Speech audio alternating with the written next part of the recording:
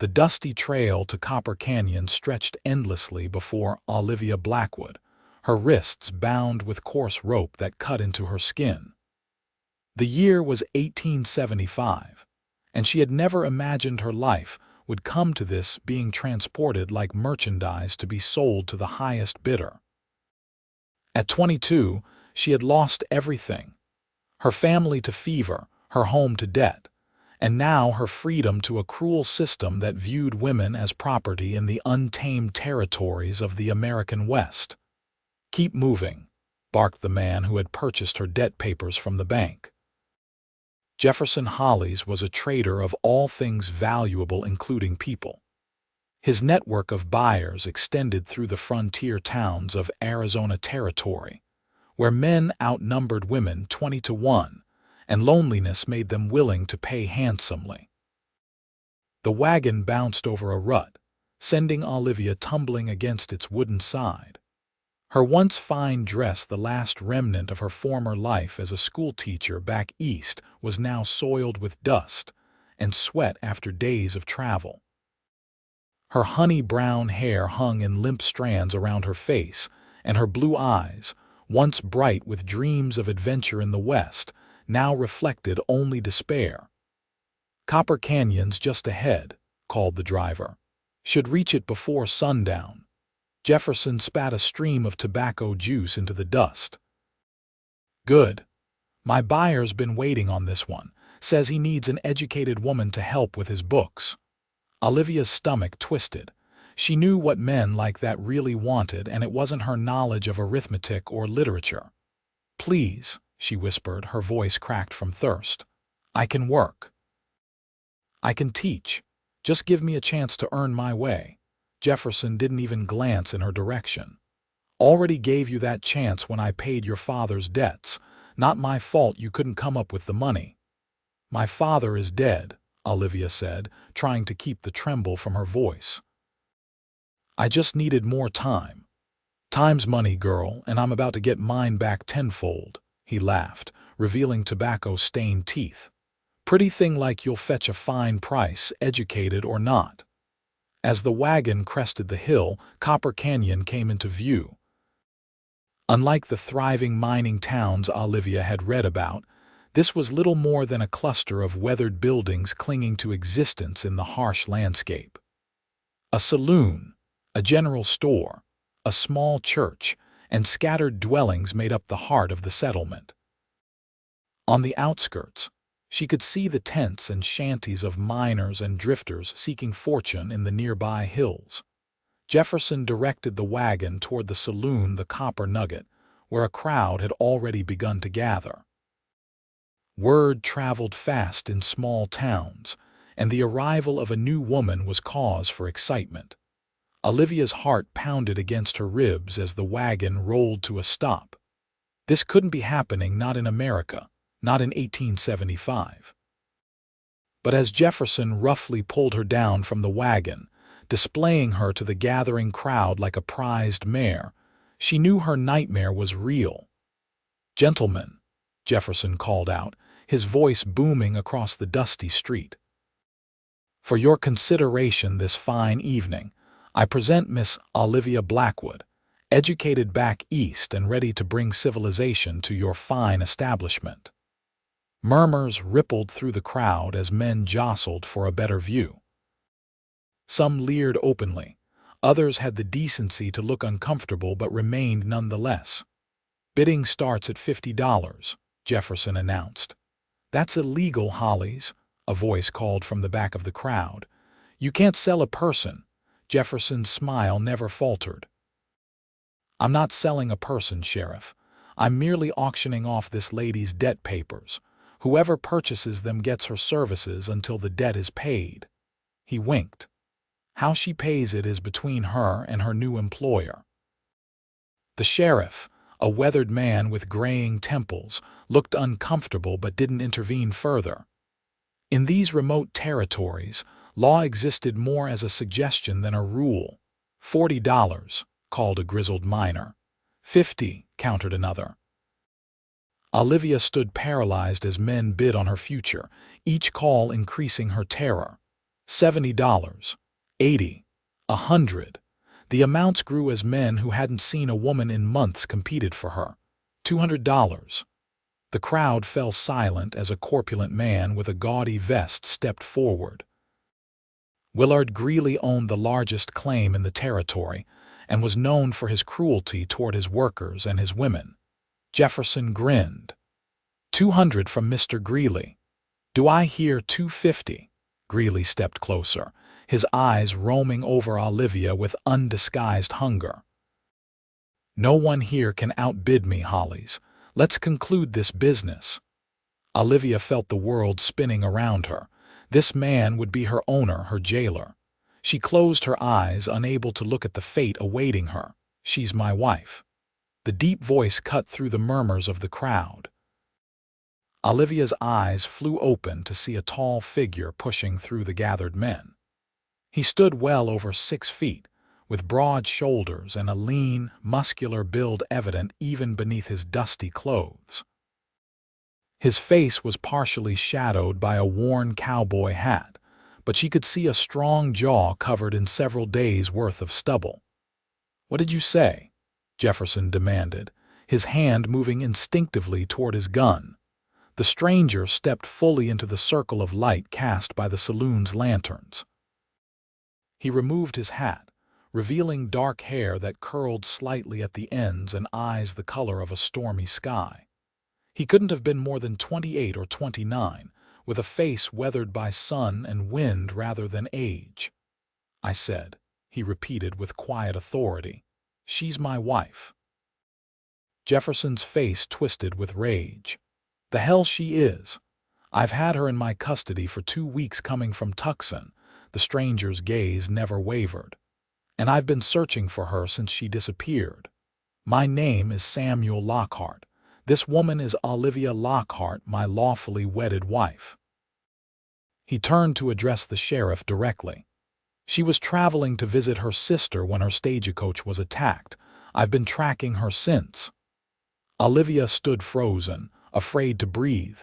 This Samuel was lying, but it was the only chance she had. The sheriff frowned. "You got any proof of this marriage, Lockhart?" Samuel reached slowly into his vest pocket and pulled out a folded paper. "Our marriage certificate. And this."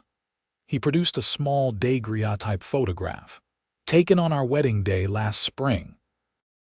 Olivia couldn't see the image from where she stood, but she watched as the sheriff examined it carefully. "Does look like her," the sheriff admitted, "but Hollies here says he has debt papers." "Forged," Samuel said flatly. "My wife owns no debts." "Check the signatures if you like, it won't match her hand." Jefferson's face had turned a dangerous shade of red. "This is nonsense. I purchased these papers legally." "Then you were swindled," Samuel replied calmly, "and I suggest you seek compensation from whoever sold them to you." The crowd began to murmur, some men drifting away as the prospect of entertainment or ownership evaporated. Jefferson wasn't ready to concede. "This is a trick. I don't believe you're married to this woman." Samuel's expression hardened.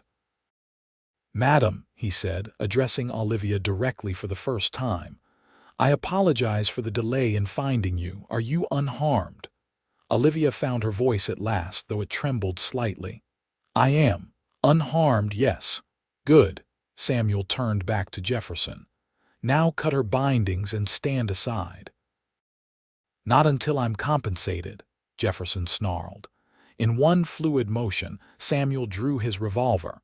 The action was so quick and smooth that most men only registered the gun when it was already aimed squarely at Jefferson's chest. "I won't ask again." Silence fell over the gathering. Jefferson's hand hovered near his own weapon, but the coldness in Samuel's eyes seemed to make him reconsider. The sheriff sighed heavily. "Cut her loose, Hollies. Their papers look legal to me, and I'm not inclined to see bloodshed tonight." For a long moment, it seemed Jefferson might refuse. Then, with a curse, he pulled a knife from his belt and slashed the ropes binding Olivia's wrists. "This isn't over," he hissed at Samuel. "Yes," Samuel replied evenly, "it is." He holstered his weapon and crossed to Olivia's side. "Come along, wife. We've got a long ride ahead." Olivia felt his hand at the small of her back, gentle but firm, guiding her away from Jefferson and the crowd. She was acutely aware of every eye on them as they walked toward a bay horse tethered outside the general store. "Play along," Samuel whispered, his breath warm against her ear. "They're still watching." Nodding almost imperceptibly, Olivia allowed him to help her onto his horse before he swung up behind her. His arms came around her to take the reins, creating a protective cage that should have felt threatening but somehow didn't. With a click of his tongue, Samuel urged the horse forward, moving at a deliberate pace through town as if they had nothing to fear and nowhere to hide. Olivia kept her eyes forward, terrified that looking back might reveal Jefferson and his cronies in pursuit. They rode in silence until the lights of Copper Canyon disappeared behind them. Only then did Samuel speak, his voice low and steady against the rhythm of the horse's hooves. "Are you truly unharmed, Miss Blackwood?" Olivia stiffened in surprise. "You know my name." "I heard it when that snake was auctioning you off," he explained. "I'm Samuel Lockhart, though I suspect you gathered that much." "Why did you help me?" she asked, the question that had been burning in her mind since he stepped forward. Samuel was quiet for a moment, the only sound the creak of leather and the steady rhythm of the horse's gait. No decent man could stand by and watch what was happening. "Yet all the others did," Olivia countered softly. "I never claimed most men were decent." There was a touch of wry humor in his voice. "Are you hurt anywhere? Did they mistreat you?" Olivia shook her head. "No, Jefferson was saving me for the highest bidder. My value would have decreased otherwise."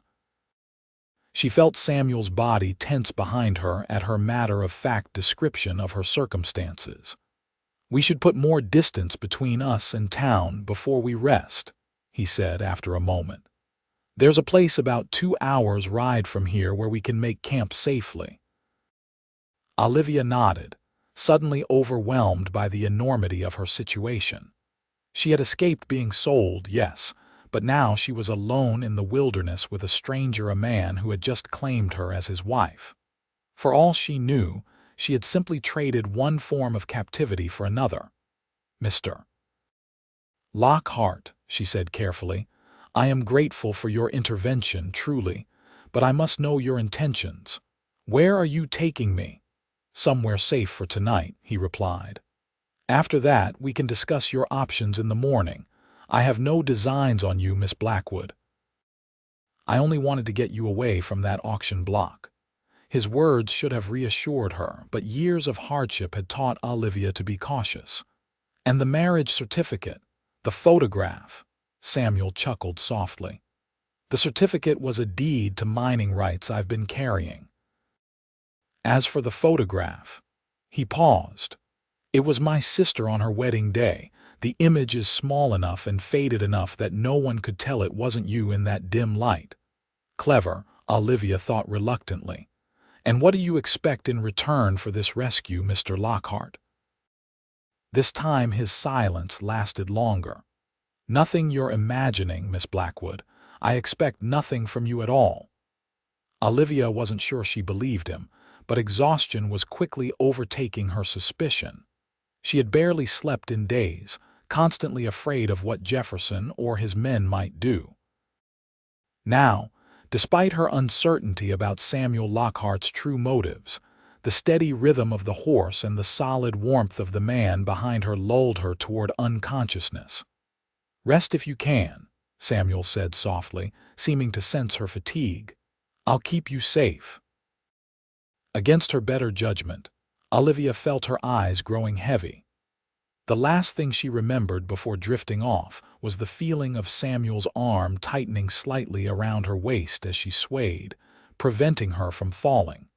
For the first time in weeks, Olivia Blackwood slept without fear. When Olivia awoke, the world had transformed. The vast starlit sky stretched overhead, impossibly bright and clear without the competing glow of city lights. For a moment, she was disoriented, uncertain where she was or how she had come to be sleeping on the ground wrapped in a rough woolen blanket.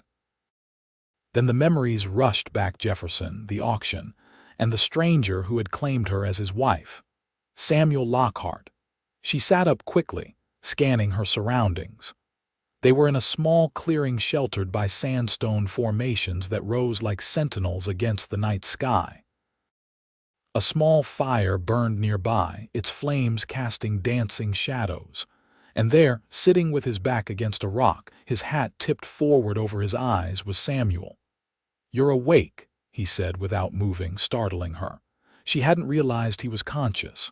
"How long was I asleep?" Olivia asked, her voice rough. Samuel pushed his hat back and checked the position of the moon. "About 4 hours. You needed it."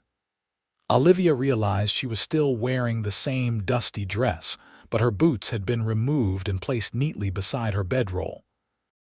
A canteen sat within reach, and she seized it gratefully, taking a long drink of the cool water. "Thank you," she said, replacing the cap. Samuel nodded, his expression unreadable in the firelight. "Are you hungry? I have some jerky and hardtack." "Not much of a feast, but it'll keep you going until we can find better." Now that he mentioned it, Olivia realized she was famished. Jefferson had been sparing with food, providing just enough to keep her alive and presentable. She nodded, and Samuel reached into his saddlebag, producing a cloth bundle that he passed to her. As she ate, Olivia studied her rescuer more carefully. In the dancing firelight, she could see details she had missed before. A thin scar ran along his jawline. His hands, though strong, showed signs of careful maintenance, not the gnarled, calloused appendages of a miner or rancher, but the hands of someone who used them with precision. There was something deliberate about all his movements, an economy of motion that spoke of discipline. "You're not just a cowboy," she said at last. Samuel's mouth quirked up at one corner. "What makes you say that? The way you move.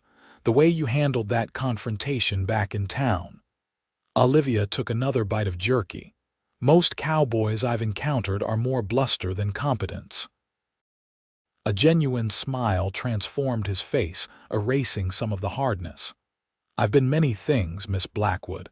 Cowboy is just the most recent occupation." "And before that," Samuel's expression shuddered slightly. "Army. Union cavalry during the war, then frontier scouts after." "Left that life behind 3 years ago." The war had ended a decade ago, Olivia calculated. He would have been very young when he enlisted, perhaps not even 18. "And now I raise horses on a small spread about 2 days' ride north of here. Nothing fancy, but it's mine." He prodded the fire with a stick, sending sparks spiraling upward. "What about you? How did a schoolteacher from back east end up about to be sold in a frontier town?" Olivia stiffened. "How did you know I was a teacher? The way you speak. Your posture. The callus on your middle finger from holding a pen." He shrugged. "I'm observant." She relaxed slightly, weighing how much to reveal. But this man had saved her from a fate worse than death. She owed him at least part of her story. "My father was a professor at a small college in Pennsylvania," she began. "He believed in education for women as well as men, so I received training equal to my brother's. When consumption took my mother 5 years ago, I began teaching at a girls' school to help support the family." She paused, the painful memories washing over her. "Last year, my brothers both died of typhoid within a month of each other. My father, he couldn't bear it. His health had been poor already, and grief seemed to steal what strength he had left. He passed in his sleep 3 months later." Samuel remained silent, his gray eyes reflecting the firelight as he listened. "I discovered after his death that he had borrowed heavily to pay for my brother's medical care.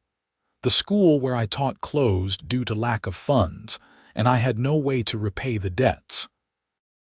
Olivia twisted the fabric of her skirt between her fingers. There was an advertisement seeking teachers for frontier schools. The salary was 3 times what I could earn in Pennsylvania, so I sold what little we had left and purchased passage west. "Let me guess," Samuel said grimly. "There was no teaching position." Olivia nodded. "When I arrived in Tucson, I discovered the advertisement had been placed by agents working for men like Jefferson. They target educated women traveling alone, knowing we'll have little protection once we arrive. By the time I realized the deception, they had taken my money and my few possessions. Jefferson claimed my father's debts had been sold to him, though I suspect those papers were forged." "They almost certainly were," Samuel agreed. "It's a common scheme in these territories. The law is too distant to be much help, and women have few rights even when the law is present." "So I discovered," Olivia said bitterly. Samuel leaned forward, his expression earnest. "Miss Blackwood, I meant what I said earlier. I expect nothing from you for helping you escape. Tomorrow we'll reach a proper town, Silver Creek. There's a stagecoach that can take you to Prescott and from there to wherever you wish to go." Olivia stared at him, bewildered by his generosity. "Why would you do this? You don't know me." "I know enough," he said simply. "I know you didn't deserve what was happening to you.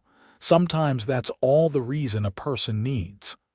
Olivia had encountered precious few people with such principles in her life, especially since her father's death. "I have no money," she admitted. "I can't pay for a stagecoach ticket." "I'll provide for your passage," Samuel said. "Consider it an investment in decency." "I don't accept charity, Mr. Lockhart." Samuel sighed, running a hand through his dark hair. "It's not charity, Miss Blackwood. It's—" He broke off, turning his head sharply to the left. "Did you hear that?" Olivia listened, hearing nothing but the pop of the fire and the distant cry of a coyote. Then, faintly, she caught the rhythmic thudding of hooves against packed earth. "Riders," Samuel said, already on his feet. He kicked dirt over their small fire, extinguishing it in seconds. "At least 3, maybe 4, moving fast." "Jefferson," Olivia whispered, fear clutching at her throat, "possibly, or just travelers." Samuel didn't sound convinced of the latter. "Either way, we're not waiting to find out." He moved with swift efficiency, gathering their few belongings and securing them to his saddle. The bay horse, sensing its rider's urgency, stood perfectly still as Samuel tightened the cinch. "Can you ride on your own?" he asked, handing Olivia her boots. She nodded, pulling them on quickly. "I grew up riding." "Good." He untied a bedroll from behind his saddle and quickly rigged it as a makeshift pad on the horse's back. "You'll ride astride. It's faster and safer than side saddle." Under different circumstances, Olivia might have been scandalized by the suggestion, but fear overwhelmed propriety. She gathered her skirts and allowed Samuel to help her mount, settling onto the improvised seat behind the saddle. Samuel swung up in front of her. "Hold on tight," he instructed, "and stay low. We're going to move fast through rough country." Olivia wrapped her arms around his waist, pressing close against his back as he urged the horse forward. They moved at a walk at first, picking their way carefully through the rocks in near total darkness. The sounds of the approaching riders grew louder. "They're following our trail," Samuel murmured. "Damn." Once they cleared the rocky terrain, Samuel nudged the horse into a canter, then a full gallop. The powerful animal surged forward, eating up the distance across the open desert. Olivia clung to Samuel, her face pressed against his back to shield it from the biting wind.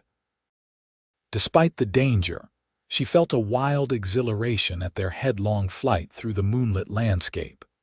They rode hard for nearly an hour, Samuel occasionally changing direction or doubling back across rocky ground where their tracks would be harder to follow. Finally, As the eastern sky began to lighten with the first hint of dawn, he slowed their pace. "I think we've lost them," he said, allowing the horse to settle into a walk. "But we can't be certain. We'll need to stay alert." Olivia nodded against his back, suddenly aware of how intimately she was pressed against him. She loosened her grip slightly, trying to put a more respectable distance between them without risking a fall. Samuel seemed to notice her discomfort. "We should rest soon." "The horse needs it, and so do you." "I'm fine," she insisted, though exhaustion weighed heavily on her. "There's a line shack about an hour from here," Samuel continued as if she hadn't spoken. "Belongs to the Triple R Ranch. I know the foreman, he won't mind us using it." They rode in silence as the sky lightened from black to deep blue to the pale lavender of early dawn. Olivia found herself nodding off despite her best efforts, jerking awake whenever her head dropped forward against Samuel's shoulder. "Almost there," he said quietly after the third time this happened. "Just hold on a little longer." The line shack appeared as the sun crested the horizon, a simple one-room structure built of rough-hewn logs with a small corral attached. It stood in a shallow valley protected by cottonwood trees, with a stream running nearby. Samuel dismounted first, then helped Olivia down. Her legs nearly buckled when her feet touched the ground, stiff from hours in the saddle. "Easy," Samuel said, his hand steadying her waist until she found her balance. "Let's get you inside." The interior of the shack was sparse but clean: a single bed with a straw mattress, a rough table with 2 chairs, a small cast iron stove, and shelves stocked with basic supplies. Samuel quickly started a fire in the stove while Olivia sank gratefully onto one of the chairs. "I'll tend to the horse, then see about some food," Samuel said. "You should rest." Olivia wanted to protest that she could help, but exhaustion was rapidly overtaking her. By the time Samuel returned from caring for the bay, she had fallen asleep at the table, her head pillowed on her arms. With gentle hands, Samuel lifted her and carried her to the bed. Olivia stirred slightly as he laid her down but didn't wake fully. He removed her boots and covered her with a worn but clean blanket before returning to the stove to prepare a simple meal of beans and coffee.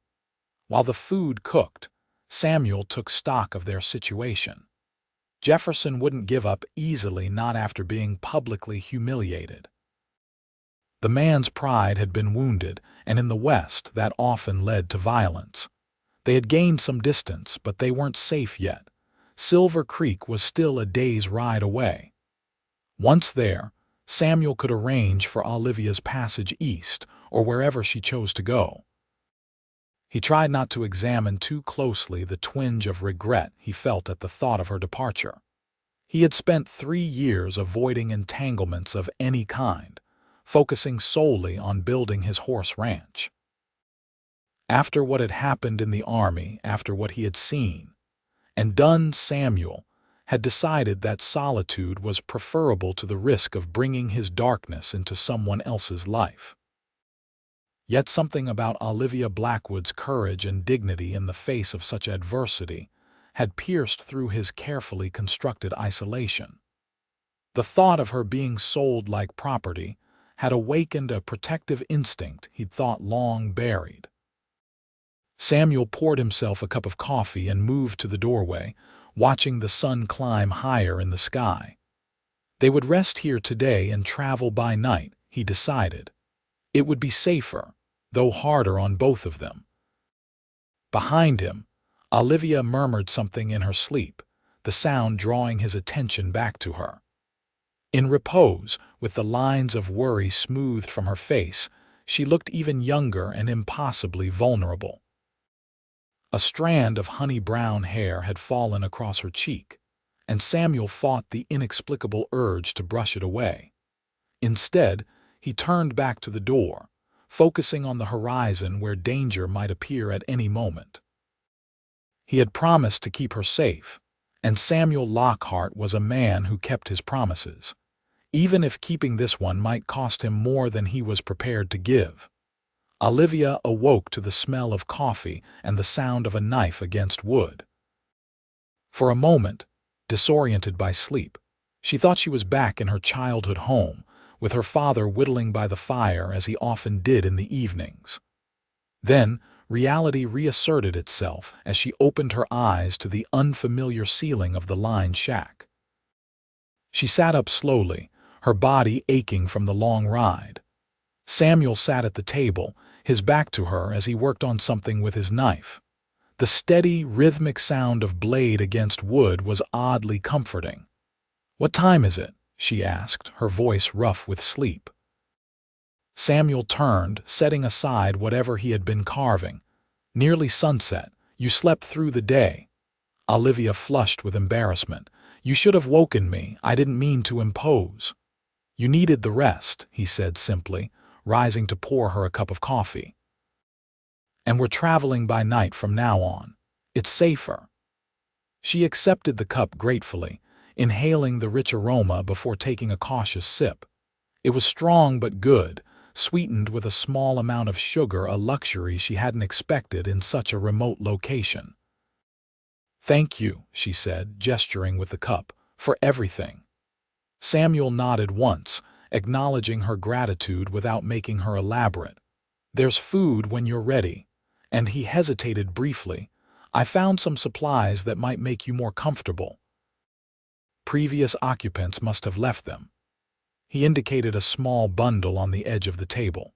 Curious, Olivia set down her coffee and investigated. Inside was a comb, a small piece of soap, a clean if somewhat worn shirt that would be much too large for her, and a length of ribbon. "I thought you might want to freshen up," Samuel explained, looking slightly uncomfortable. "There's clean water in the bucket by the stove. I'll step outside to give you privacy." Before she could thank him again, he was gone, the door closing firmly behind him. Olivia sat for a moment, staring at the simple items that represented such thoughtfulness. After weeks of being treated as less than human, these small considerations nearly brought tears to her eyes. Moving quickly, she used the water to wash her face and hands, then combed the tangles from her hair before braiding it and tying it with the ribbon. The shirt was indeed enormous on her frame, but it was clean and smelled faintly of soap rather than trail dust. She used it as a smock over her dress, instantly feeling more civilized despite her rustic surroundings. When Samuel knocked softly before re-entering, Olivia was seated at the table, her hands wrapped around the coffee cup, looking considerably more composed than she had earlier. "Better?" he asked, his eyes taking in her improved appearance. "Much," she replied with genuine warmth. "I feel almost human again." Samuel's mouth quirked in that half-smile she was beginning to recognize. "Good. You should eat something before we leave. It'll be a long night of riding." He dished up beans from the pot on the stove, adding a portion of jerky and hardtack to complete the meal. It was simple trail food, but Olivia found herself ravenous, cleaning her plate in a manner that would have horrified her finishing school teachers. As they ate, Samuel outlined his plan. "We'll ride through the night to Silver Creek. It's about 30 miles northeast of here, a real town with a sheriff who takes his job seriously. Jefferson and his men will be less likely to cause trouble there." "And then?" Olivia asked. "The stagecoach comes through twice a week. Next one's due day after tomorrow. It can take you to Prescott, and from there you can connect to lines heading east if that's what you want." Olivia considered this. Did she want to return east? There was nothing for her there, no family, no home, no prospects. Yet the West had proven treacherous in ways she hadn't anticipated. "What would you do?" she asked impulsively. "If you were me," Samuel looked surprised by the question. He considered it seriously before answering. "I'd find a legitimate teaching position in a decent-sized town. Not too small that you're without protection, not so large that you're anonymous, someplace where your skills would be valued. Is there such a place? Several. Prescott itself has a school that's always looking for qualified teachers. Or Tucson, though that might be too close to your recent troubles. Santa Fe is growing rapidly and has a reputation for treating educated women with respect. His knowledge impressed Olivia. You seem well informed about educational opportunities for a horse rancher. Samuel's expression became guarded. I raid and I travel to sell my horses. You hear things. She sensed there was more to it than that but didn't press. Instead, she asked, and your ranch? Where is it exactly? North of Silver Creek near the foothills. It's small but growing. Good water, decent grazing land. For the first time, she heard genuine enthusiasm in his voice. I breed quarter horses primarily. They're intelligent, steady animals with good endurance, perfect for ranch work. You love it, Olivia observed. Samuel nodded, a rare, full smile transforming his face. I do. After years of destruction during the war, there's something healing about raising horses, creating something instead of tearing it down. The vulnerability in that statement touched Olivia deeply. Before she could respond, however, Samuel stood and began clearing their plates. We should get moving, he said, his tone shifting back to practicality. Moon's up, and we've got ground to cover. They worked together efficiently to clean up and prepare for departure. Samuel secured their few possessions while Olivia swept the small cabin, leaving it as tidy as they had found it. Outside, the bay horse nickered softly when Samuel approached to saddle him. What's his name? Olivia asked as she patted the animal's velvet nose. Samson, Samuel replied, tightening the cinch. Had him since he was a colt. He's getting older now, but he's still the most reliable horse I've ever owned. Olivia smiled, stroking the horse's neck. He's beautiful. And he knows it, Samuel said with affection. Don't you, old friend? Samson snorted as if in agreement, making Olivia laugh. The sound seemed to startle both Samuel and herself, a moment of unexpected lightness in their tense circumstances. The night was clear and cool as they set out, the moon casting enough light to see the trail without difficulty. Samuel set a steady pace, not pushing Samson too hard given the extra weight and the distance they needed to cover. Olivia found herself more comfortable riding behind Samuel now, her initial awkwardness fading as fatigue and practicality overrode concerns about propriety. They rode in companionable silence for the first hour, each lost in their own thoughts. The desert landscape was eerily beautiful in the moonlight, the shadows of cacti and rock formations creating a world of silver and black. Occasionally, the cry of a coyote or the soft hooting of an owl would break the quiet. It's strange, Olivia said at last, her voice low. I've never felt so vulnerable, yet there's something almost peaceful about this moment. Samuel half turned his head, though he couldn't see her fully from his position. How so? Everything has been stripped away, my home, my possessions, my plans. Yet here I am, still breathing, still moving forward. She paused, trying to articulate the feeling. There's a certain freedom in having nothing left to lose. You haven't lost everything, Samuel said quietly. You still have your education, your intelligence, your dignity. Those are worth more than most material possessions. His understanding surprised her. Most men don't value those qualities in a woman. Most men are fools, he replied simply. Olivia found herself smiling in the darkness. A progressive viewpoint, Mr. Lockhart. Samuel, he corrected. After sharing a horse and a cabin, I think we can dispense with formalities. Samuel, she repeated, testing the name. Then you must call me Olivia. He nodded but said nothing further. They continued riding, crossing a wide arroyo and beginning the gradual ascent toward the foothills that separated them from Silver Creek. The terrain became more challenging, forcing Samuel to focus on guiding Samson safely through the rocky passages. As they crested a rise, Samuel suddenly pulled Samson to a halt, his body tensing. "What is it?"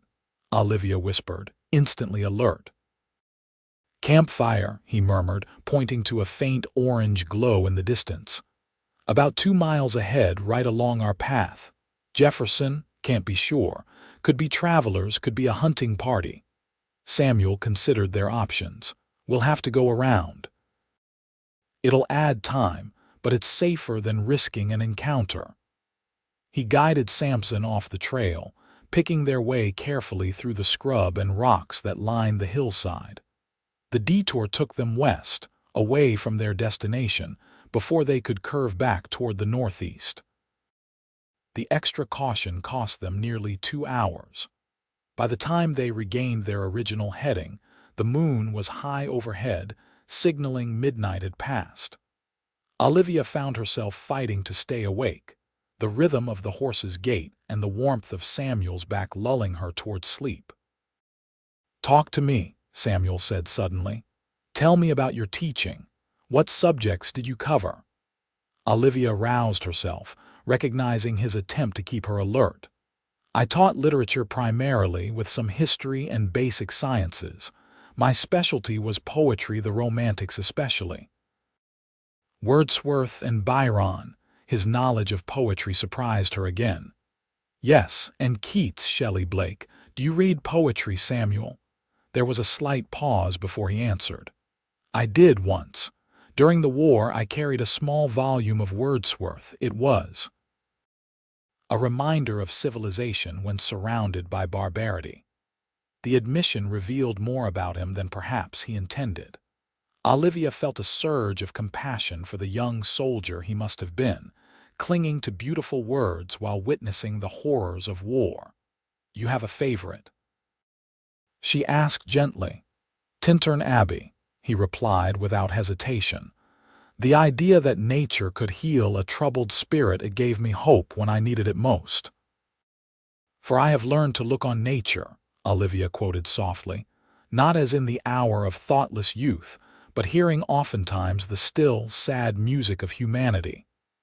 Samuel's back straightened slightly, as if her words had touched something deep within him. "You know it."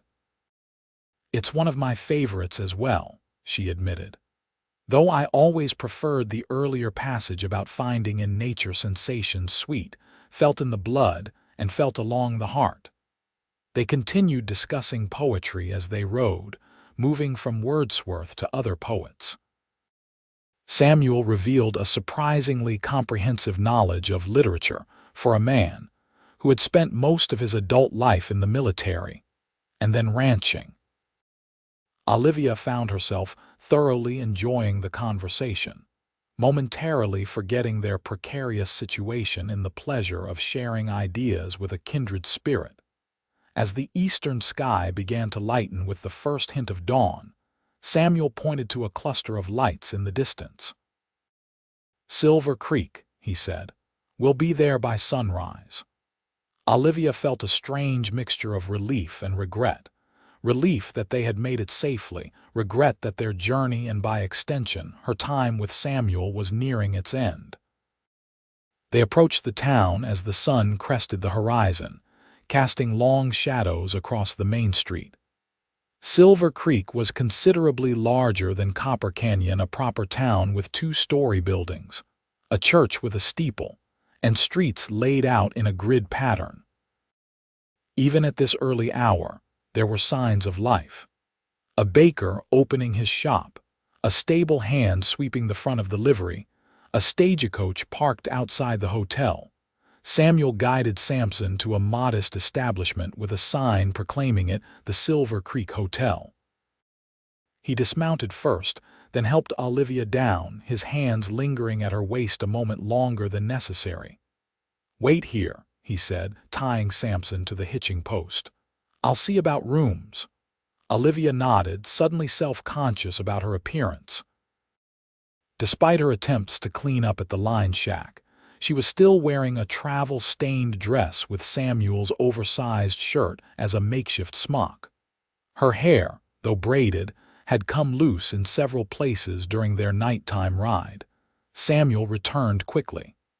"They have 2 rooms available. The stagecoach isn't due until tomorrow afternoon, so you'll have time to rest and—" He gestured vaguely at her disheveled state. "Refresh yourself." "That sounds wonderful," Olivia admitted, "though I have no clothes besides what I'm wearing. The general store opens at 8. I'm sure they'll have something suitable." He hesitated. "I took the liberty of paying for your room in advance. Please," he added as she began to protest, "consider it part of your rescue. I would feel better knowing you're comfortable and safe." Olivia wanted to refuse to maintain her independence, but practicality won out. She had no money and no means to obtain any before the stagecoach departed. "Thank you," she said instead. "I will find a way to repay your kindness someday." Samuel shook his head. "That's not necessary." He retrieved their few belongings from Samson's saddle. "Let's get you settled. You must be exhausted." The hotel was clean and modestly appointed, a significant improvement over the line shack.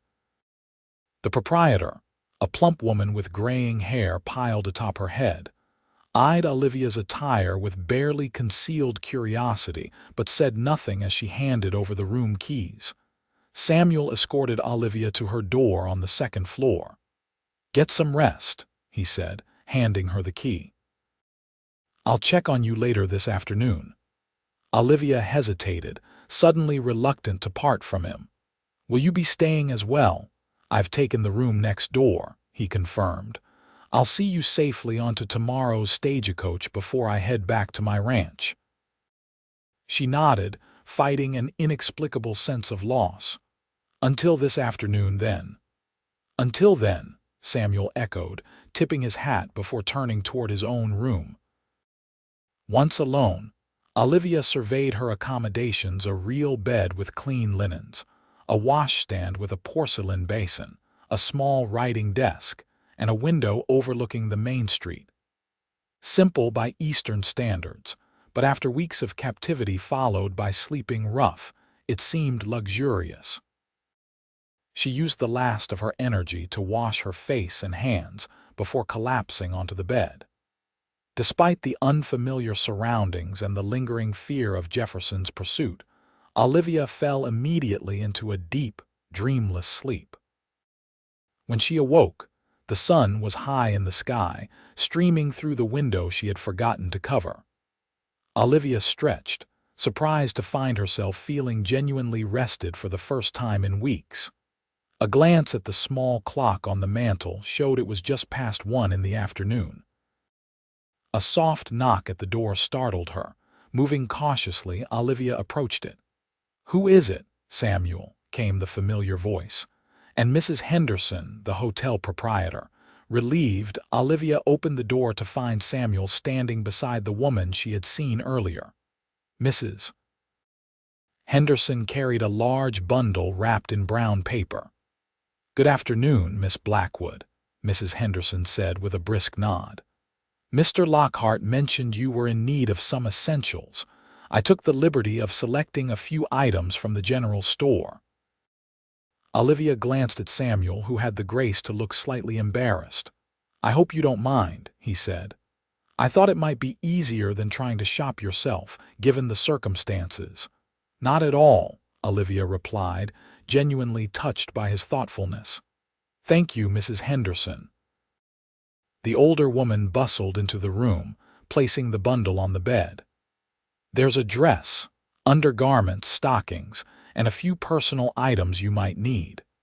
Mr. Lockhart was quite insistent on quality, though our selection is limited compared to what you might be accustomed to back east." Olivia caught Samuel's eye, noting the flush creeping up his neck. "I'm sure everything will be perfect," she assured Mrs. Henderson. "It's very kind of you both." "Not at all, dear," Mrs. Henderson said, patting her hand. "Mr. Lockhart explained you'd had some trouble on your journey. We take care of our own in Silver Creek." Olivia wasn't sure when she had become one of their own, but she was grateful for the sentiment. Mrs. Henderson continued, "I've had hot water brought up for a proper bath. It's waiting in the bathing room at the end of the hall. Take your time, it's reserved for your use this afternoon." With that, the proprietor departed, leaving Olivia alone with Samuel, who remained in the doorway, seemingly unwilling to enter her room now that she was properly awake. "This is too much," Olivia said quietly. "The clothes, the bath, you've already done more than enough." Samuel shook his head.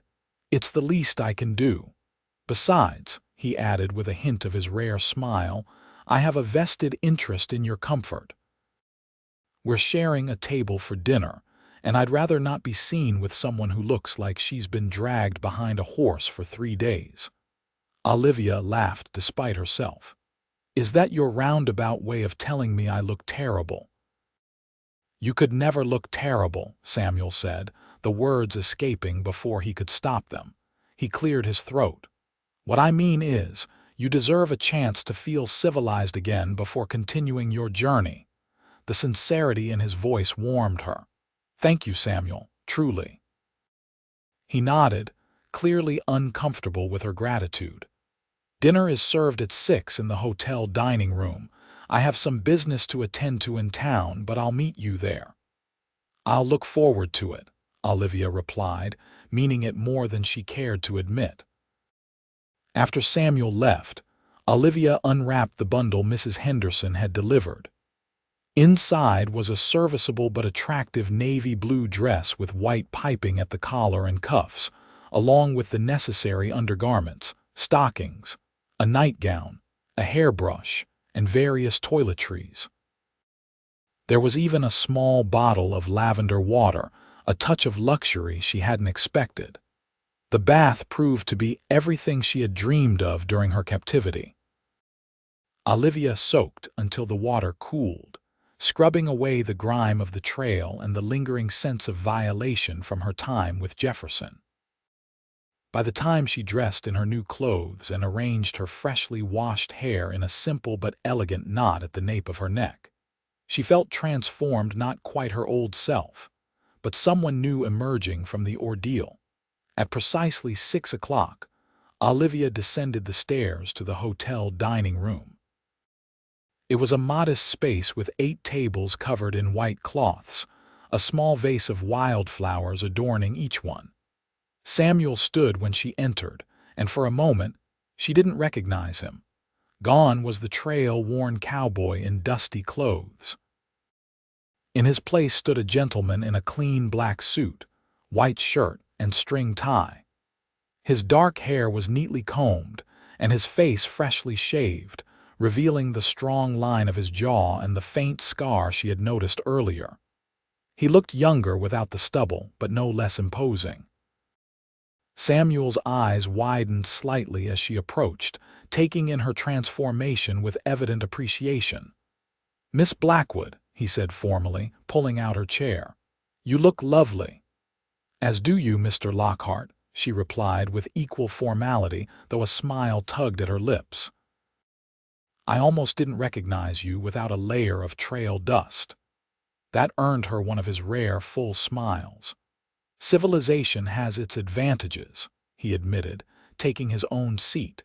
The dining room was only half full, but Olivia was acutely aware of the curious glances directed their way. In a small town like Silver Creek, newcomers were objects of interest, particularly an unmarried man and woman dining together. Samuel seemed to sense her discomfort. "Mrs. Henderson has informed the town that we're cousins traveling together," he said quietly, "to avoid any awkwardness." Olivia relaxed slightly. That was thoughtful of her. She's a practical woman, and she loves a good story even if she has to invent it herself. There was amusement in his voice. "I believe we're now Samuel and Olivia Lockhart, cousins from Pennsylvania visiting relatives in Prescott." "That should satisfy the local gossips," Olivia agreed, smiling. The meal that followed was the most pleasant Olivia had experienced in months. The food was simple but well-prepared roast beef, potatoes, fresh bread, and apple pie for dessert. Samuel proved to be an engaging dinner companion, sharing stories of his horses and life on his small ranch without prying too deeply into Olivia's plans. It was only as they lingered over coffee that Samuel's expression grew serious. "I made inquiries while you were resting," he said, his voice low. "Jefferson and 2 men were seen in town yesterday." Olivia's hand froze halfway to her cup. "Here, in Silver Creek," Samuel nodded grimly. "They left before noon, heading north, but the fact that they were here at all concerns me." "Do you think they're looking for us?" Even as she asked, Olivia knew the answer. Jefferson wasn't the type to accept defeat easily, especially when his pride was involved. "I'm certain of it," Samuel confirmed. "They asked questions about a woman matching your description and a man traveling with her. Fortunately, no one had seen us yet." Olivia set down her cup, her appetite for dessert vanishing. "What do we do now?" Samuel considered the question carefully. "The stagecoach leaves at 2 tomorrow. It would be safer for you to be on it. Jefferson may have men watching the roads out of town, but he's less likely to attack a stagecoach with multiple passengers and an armed driver." "And you?" Olivia asked, her chest tightening at the thought of Samuel facing Jefferson alone. "I'll see you safely onto the stage, then return to my ranch." His tone was matter-of-fact, but Olivia sensed there was more he wasn't saying. "You're worried he'll follow you?" Samuel met her gaze directly. "Yes, which is why it's better if we part ways tomorrow. You'll be safer, and I can handle Jefferson if he comes looking for trouble." The thought of never seeing Samuel again after tomorrow struck Olivia with unexpected force. In the short time they had known each other, he had become important to her in ways she couldn't fully articulate. More than her rescuer, he was the first person since her father's death who had treated her with genuine respect and kindness, without expecting anything in return.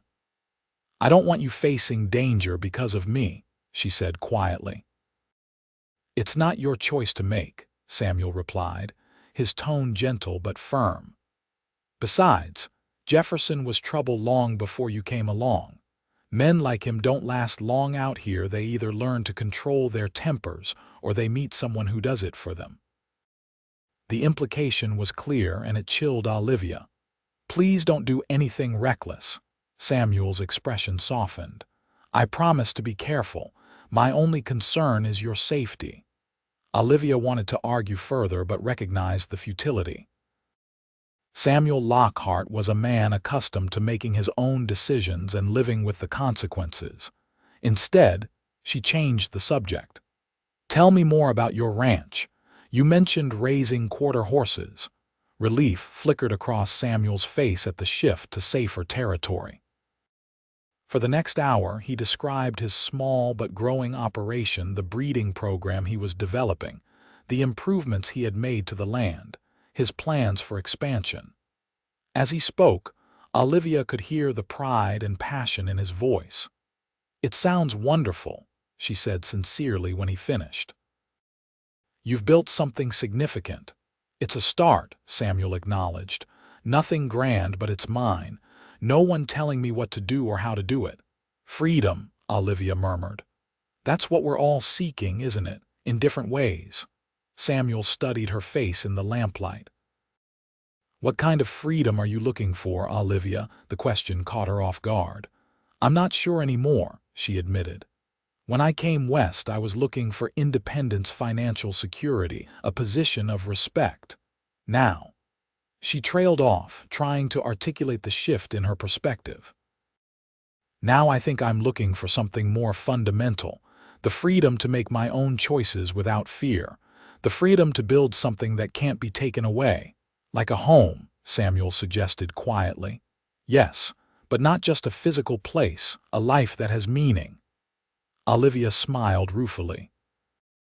"I sound like one of my transcendentalist poets, don't I?" "There are worse things to sound like," Samuel replied. "Thoreau had the right idea. seeking a deliberate life.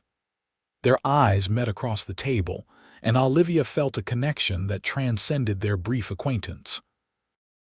In Samuel's gray eyes, she saw understanding and something more, something that made her heart beat faster. The moment was broken when Mrs. Henderson approached their table. "Forgive the interruption," she said, "but there's a gentleman asking after you, Mr. Lockhart. Says he's from the livery and needs to speak with you about your horse." Samuel's expression shifted instantly from warmth to vigilance. "Thank you, Mrs. Henderson. I'll see him now." He turned to Olivia. "Wait here. I'll be right back." Olivia nodded, watching as he followed Mrs. Henderson to the hotel lobby. Through the dining room doorway, she could see him speaking with a young man in a leather apron. Their conversation appeared brief but intense, with Samuel asking several questions that the stable hand answered with obvious concern. When Samuel returned to the table, his face was grim. "We have a problem," he said without preamble.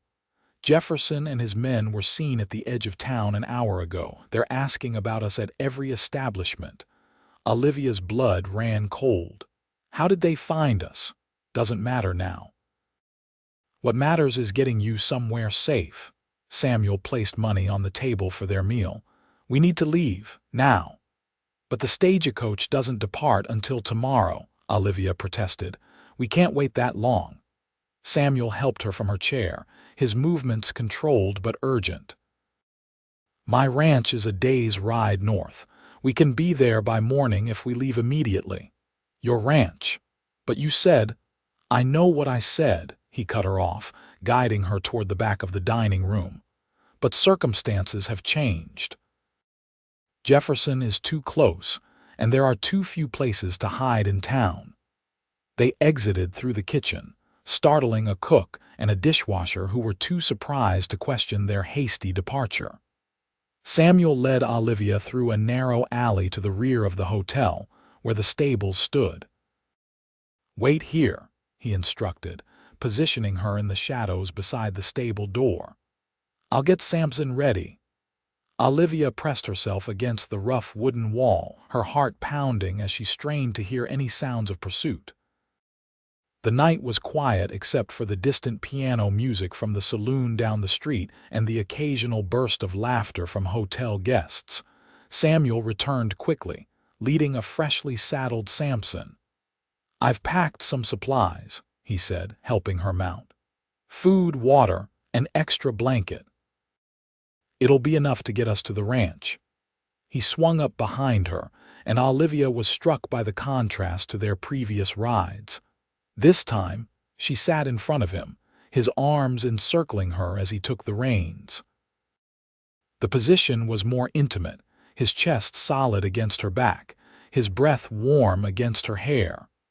"Hold on," Samuel murmured, nudging Samson into motion. "We'll go slow until we're clear of town, then make up time on the open trail." They moved quietly through the back streets of Silver Creek, avoiding the main thoroughfare where Jefferson might be watching.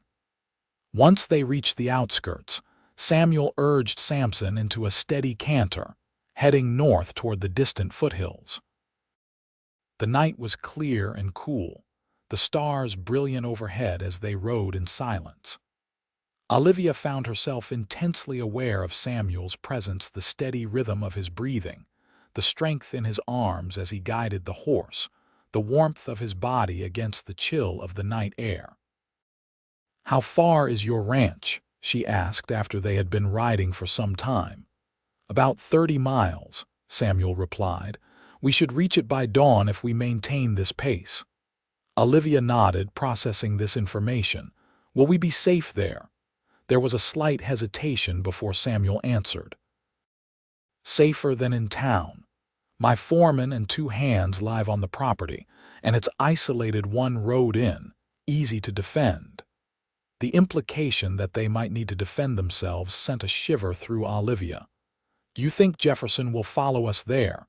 If he discovers which way we've gone, yes." Samuel's voice was grim. "The man has a reputation for holding grudges, and we've humiliated him twice now." "I'm sorry," Olivia said softly. "I never meant to bring this trouble to your door." Samuel's arms tightened slightly around her. "This isn't your fault, Olivia. Jefferson is the kind of man who makes his own enemies. If it hadn't been you, it would have been someone else." They fell silent again, each lost in their own thoughts as Samson carried them steadily northward. The terrain gradually changed, becoming more varied as they approached the foothills. Pine trees began to appear among the scrub and cacti, and the air took on a fresher scent. After several hours, Samuel guided Samson off the main trail to a small stream. "We'll rest here briefly," he said, dismounting before helping Olivia down. "The horse needs water, and so do we." Olivia's legs were stiff from the long ride, and she stumbled slightly as her feet touched the ground. Samuel steadied her, his hands lingering at her waist longer than necessary. In the moonlight, his face was cast in shadow, but she could feel the intensity of his gaze. "Are you all right?"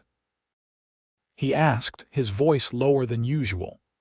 "Yes," Olivia replied, though her heart was racing in a way that had nothing to do with fear or exertion. "Just tired." Samuel nodded, releasing her reluctantly. "There's water in the canteen if you're thirsty. I'll see to Samson." As he led the horse to the stream, Olivia took a moment to stretch her cramped muscles. The night was peaceful, with only the soft sounds of water over stones and the occasional rustle of small nocturnal creatures in the underbrush. It was hard to believe that danger might be pursuing them when the world seemed so serene. Samuel returned, offering her jerky and hardtack from his saddlebag. "Not much of a meal," he apologized, "but it'll keep our strength up."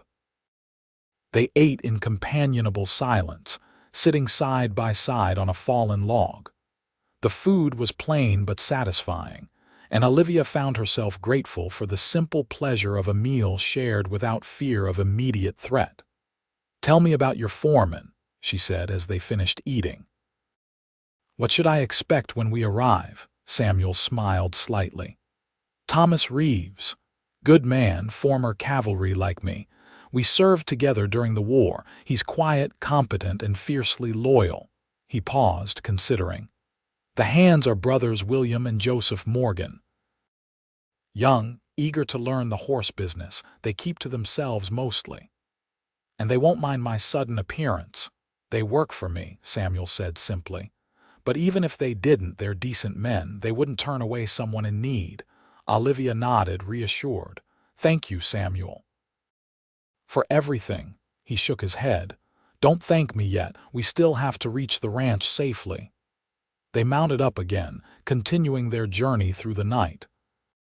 As they rode, Olivia found herself fighting to stay awake, the rhythmic motion of the horse and the warmth of Samuel's body lulling her toward sleep. "Rest if you can," Samuel murmured, seeming to sense her fatigue. "I won't let you fall." With his permission, Olivia allowed herself to relax against him, her head resting against his shoulder. Despite their precarious situation, she felt safe in Samuel's arms, safer than she had felt since before her father's death. The realization should have alarmed her, this growing dependence on a man she had known for such a short time. Instead, it felt right, as if the events of the past days had been leading inexorably to this moment. She drifted in and out of sleep as they rode, vaguely aware of the changing landscape and the gradual lightening of the sky from black to deep blue to the pearly gray of pre-dawn. When she fully awoke, the first rays of sunlight were streaking the eastern horizon, and they were climbing a gentle slope toward a valley nestled between two ridges. "We're here," Samuel said, his voice rough with fatigue. Olivia straightened, taking in her surroundings with interest. The Lockhart ranch spread before them, a modest but well-maintained operation centered around a two-story house built of sturdy logs with a covered porch spanning the front. A large barn stood nearby, along with several corrals containing horses of various colors and markings. In a fenced pasture beyond, a small herd grazed peacefully. As they approached, a man emerged from the barn tall and lean, with sandy hair and a weathered face. He shaded his eyes against the rising sun, then raised a hand in greeting when he recognized Samuel. "That's Thomas," Samuel explained. "Looks like he's already started the morning chores." They rode into the yard, where Thomas waited with a curious expression. "Didn't expect you back so soon," he called as they approached. His eyes moved to Olivia, questioning but not judgmental. Samuel dismounted before helping Olivia down. "Change of plans," he said simply. "Thomas Reeves, this is Miss Olivia Blackwood. She'll be staying with us for a while." Thomas nodded politely, touching the brim of his hat. "Madam, welcome to Lockhart Ranch." "Thank you, Mr. Reeves," Olivia replied, grateful for his easy acceptance of her presence. "Thomas, we may have trouble following us," Samuel continued, his voice low. "Jefferson Hollies and his men. I'll explain everything, but first I need to get Miss Blackwood settled." Understanding dawned in Thomas's eyes. "I'll keep watch and warn the boys. Take your time." Samuel nodded gratefully, then guided Olivia toward the house, his hand resting lightly at the small of her back. "It's not what you're used to," he said as they climbed the porch steps, "but it's comfortable enough." The interior of the house surprised Olivia. She had expected a bachelor's Spartan quarters, but instead found a home simple but thoughtfully furnished, with polished wood floors, a stone fireplace, and shelves lined with books. The main room served as both parlor and dining area, with a kitchen visible through an open doorway. A staircase led to what she presumed were bedrooms on the second floor. "It's lovely," she said sincerely, drawn to the bookshelves that occupied an entire wall. They were filled with an eclectic collection classics of literature, scientific texts, histories, and yes, poetry. Samuel watched her examining his library. "My one extravagance," he admitted. "Whenever I go to Prescott or Tucson, I come back with more books than supplies." Olivia smiled, running her fingers along the spines. "A worthy extravagance. These are beautifully kept." "Books deserve respect," Samuel said simply. "Especially out here where they're harder to come by." He showed her through the rest of the house, the kitchen with its large cast iron stove, the small study he used for ranch business, and upstairs, 2 bedrooms and a surprisingly modern bathroom with a pump that brought water directly from a cistern on the roof. "You'll stay here," Samuel said, opening the door to what was clearly a guest room. It was simply furnished with a bed, dresser, washstand, and a small writing desk positioned beneath a window that overlooked the valley. "It's perfect," Olivia said, genuinely pleased with the bright, clean space. "But I don't want to impose." "You're not imposing," Samuel interrupted gently. "You're welcome here, Olivia, for as long as you need." Their eyes met, and something passed between them, an understanding that transcended words. In that moment, Olivia knew that whatever happened next, her life had been irrevocably changed by meeting Samuel Lockhart. "Thank you," she said softly. Samuel nodded once, breaking the spell. "You should rest. I need to speak with Thomas about security arrangements, but I'll be back later with some food." After he left, Olivia sat on the edge of the bed, overwhelmed by the events of the past days. From the horror of the auction block to this peaceful room in Samuel's home, it seemed impossible that so much could change so quickly. Yet here she was, safe for the moment, with a man who had risked his life to protect her, and continued to do so without asking anything in return. A man whose quiet strength and unexpected depths intrigued her more with each passing hour. Olivia removed her boots and lay down on the bed, intending only to rest briefly. But exhaustion claimed her almost immediately, pulling her into a deep, dreamless sleep, as the sun continued its ascent over the Lockhart ranch. When Olivia awoke, golden afternoon light was streaming through the window. For a moment she was disoriented, the unfamiliar room confusing her sleep-addled mind. Then memory rushed back: the auction, the escape, the journey to Samuel's ranch. She sat up, noting that someone had covered her with a quilt while she slept. On the bedside table sat a pitcher of water, a basin, and a neatly folded towel. There was also a small bundle that proved to contain a clean cotton nightgown and a simple calico dress. After washing her face and hands, Olivia changed into the fresh dress, grateful to be out of her travel-worn clothes. The dress was a bit large but clean and comfortable, cinching at the waist with a simple cloth belt. It wasn't fashionable by any means, but it was eminently practical for ranch life. Downstairs, she found the main room empty but heard voices coming from outside.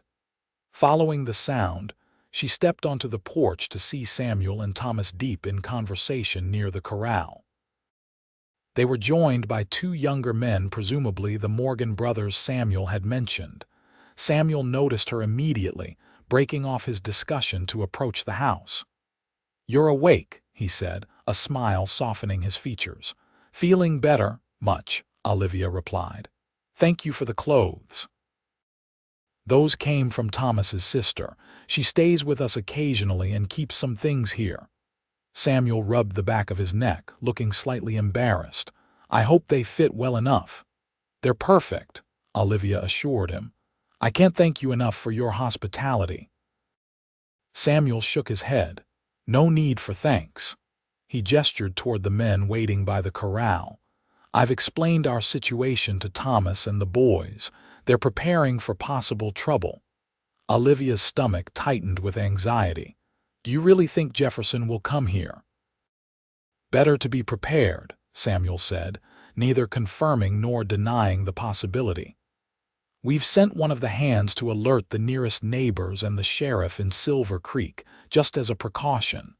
He offered his arm. "Come meet the rest of the ranch. Then we'll have something to eat. You must be hungry."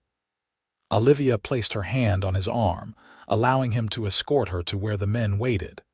Thomas she had already met briefly, but now she was properly introduced to William and Joseph Morgan. They were indeed brothers, with the same sandy hair and freckled complexions, though William was taller and more serious, while Joseph had a ready smile and an open manner. "Miss Blackwood," William said, touching his hat. "Any friend of Mr. Lockhart's is welcome here." "Especially one as pretty as yourself," Joseph added with a wink, earning an elbow in the ribs from his brother and a stern look from Samuel. "Thank you both," Olivia replied, charmed by their simple courtesy. "I appreciate your understanding of my unusual circumstances." After the introductions, Samuel showed Olivia around the ranch, the barn with its neat stalls, the corrals where several horses watched them curiously, and the small blacksmith shop where Samuel did his own farrier work. Everywhere she looked, Olivia saw evidence of careful planning and diligent maintenance. This was no hastily established homestead, but a thoughtfully developed operation built to last. "You've created something remarkable here," she observed as they walked back toward the house. Samuel glanced at her, surprised by the assessment. "It's modest compared to the big ranches further south." "Perhaps in size," Olivia agreed, "but not in quality. Everything is so well organized, so purposeful. It's clear you care deeply about what you're building." A flush of pride colored Samuel's cheeks. "Thank you. I do care about it after the war." He trailed off, his expression turning inward. "After the war, I needed to create something, to prove that destruction wasn't all I was good for." The raw honesty in his voice touched something deep within Olivia. Without thinking, she placed her hand on his arm. "You've more than proven that, Samuel." Their eyes met, and for a breathless moment, Olivia thought he might say more might reveal the demons that clearly still haunted him. Instead, he covered her hand with his own, squeezing gently before releasing it. "We should eat," he said, his voice slightly rough. "Thomas is quite the cook when he puts his mind to it." Inside, they found that Thomas had indeed prepared a simple but hearty meal of beef stew, cornbread, and coffee. The four men and Olivia gathered around the large wooden table in the main room, an oddly domestic scene given the circumstances that had brought them together. As they ate, the conversation flowed easily, with William and Joseph sharing stories of their experiences on the ranch, and Thomas occasionally interjecting with dry observations that revealed a sharp wit beneath his taciturn exterior. Samuel said little, but seemed content to listen, his eyes frequently straying to Olivia as if to ensure she was comfortable among his men. After the meal, Thomas and the Morgan brothers returned to their duties, leaving Samuel and Olivia alone in the main room.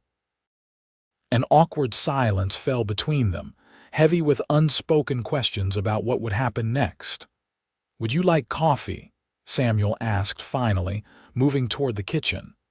"Yes, please," Olivia replied, grateful for the simple courtesy that broke the tension. While Samuel prepared the coffee, Olivia wandered to the bookshelves, examining the titles more closely. Among the volumes of history and science were several books of poetry, not just Wordsworth, but Keats, Shelley, Whitman, and others. She smiled, imagining Samuel reading these works by lamplight after a long day of physical labor. "Find anything interesting?" Samuel asked, returning with 2 steaming cups. "You have quite the collection," Olivia observed, accepting her coffee. "More extensive than many libraries back east." Samuel shrugged, looking almost embarrassed. "Books are good company in the winter months when there's less work to be done." They settled into chairs near the fireplace, where a small blaze took the chill from the air. Outside, the sun was beginning to set, casting long shadows across the yard. "We need to discuss your plans," Samuel said after a moment. "The stage runs through Silver Creek again in 3 days. If Jefferson hasn't been apprehended by then, we can arrange for one of the hands to escort you to the next town on the line where you could board safely." Olivia stared into her coffee cup, suddenly unsure of what she wanted. 3 days ago, her only desire had been to escape Jefferson and find her way to a respectable position somewhere far from Arizona territory. Now, the thought of leaving Samuel's ranch, of leaving Samuel himself, filled her with an unexpected sense of loss. "What if I stayed?" The question slipped out before she could stop it. Samuel's head jerked up, surprise evident in his gray eyes. "Stayed?" Olivia took a deep breath, committing to the idea even as she spoke it aloud. "Yes, not indefinitely, of course, but perhaps long enough to repay your kindness. I could help with the accounts correspondence." She gestured toward the bookshelves. "Organize your library properly." "Olivia," Samuel said carefully, "you don't owe me anything." "I know that," she replied with equal care. "This isn't about obligation, it's about—" She searched for the right words. "It's about finding a place where I might be useful, where I might belong at least for a while." Samuel studied her face intently, as if trying to read her true motivation. "What about your plans to teach? Your desire for independence?" "Those haven't changed," Olivia assured him. "But after everything that's happened, I need time to regroup, to consider my options carefully rather than rushing into another potentially dangerous situation." She leaned forward, her eyes meeting his directly. "I'm asking for a temporary arrangement, Samuel, a safe harbor while I decide my next steps. In return, I can contribute to your operation in ways your ranch hands cannot." Samuel was silent for a long moment, his expression unreadable. Finally, he nodded slowly. "All right. If that's what you truly want, you're welcome to stay for as long as you need." Relief washed over Olivia, followed immediately by a flutter of anxiety about what she had just proposed. She was, after all, agreeing to live under the same roof as a man she had known for only days, a man who, despite his evident honor, remained largely a mystery to her. "Thank you," she said simply. Samuel set down his coffee cup. "We should establish some ground rules, though, for propriety's sake, if nothing else." "Of course," Olivia agreed quickly. "You'll continue to use the guest room," Samuel said. "I'll have Thomas move his sister's clothes from storage for your use until we can arrange for proper things from town. You'll take your meals with us, but are under no obligation to cook or clean. Those duties are rotated among all of us." "I'm perfectly capable of sharing in the household tasks," Olivia protested. Samuel's mouth quirked in that half-smile she was coming to recognize. "I don't doubt your capabilities, Olivia. I just want to be clear that you're not expected to become our housekeeper." "Understood," she conceded. "What about the ranch accounts you mentioned needing help with?" "If you're willing, yes. My bookkeeping is functional but basic. Having someone with your education review the records would be valuable." Samuel paused, considering. "There's also correspondence with buyers and suppliers that could benefit from a more refined touch than mine." Olivia nodded, pleased to have concrete ways to make herself useful. "I'd be happy to help with both." "Good." Samuel stood, moving to a small desk in the corner. He returned with a leather-bound ledger. "You can start by reviewing this when you have time.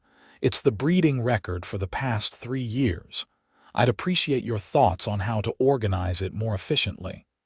Olivia accepted the book, touched by his immediate inclusion of her in his business. It was a gesture of trust she hadn't expected. "I'll look at it tomorrow if that's acceptable." "Whenever you're ready," Samuel agreed. He hesitated, then added, "One more thing. Until we're certain Jefferson isn't a threat, I'd prefer you not wander the property alone. Always have myself or one of the men with you if you go beyond the immediate yard." The reminder of the danger still lurking sent a chill through Olivia. "Do you truly believe he'll come here?" Samuel's expression hardened. "I hope not, but Jefferson Hollies has a reputation for vindictiveness. And he's lost both money and face because of our actions." "Because of your actions," Olivia corrected gently. "You were the one who stood up to him." "We're in this together now," Samuel said, his voice firm. "Whatever happens, we'll face it together." The simple declaration warmed Olivia more than it should have. "Together," she echoed softly. They finished their coffee in companionable silence as darkness fell completely outside. Lamps were lit, casting a warm glow throughout the main room. Through the windows, Olivia could see Thomas making his rounds of the property, rifle in hand, a reminder that despite the peaceful evening, they remained vigilant. "It's been a long day," Samuel said eventually. "You should rest. Tomorrow will bring enough challenges of its own." Olivia nodded, suddenly aware of the bone-deep fatigue that still lingered despite her afternoon nap. "Good night, Samuel, and thank you again." "Good night, Olivia," he replied, his voice soft in the lamplight. "Sleep well." As she climbed the stairs to her room, Olivia reflected on the strange path that had led her to this place. A week ago, she had been a prisoner, facing a future too terrible to contemplate.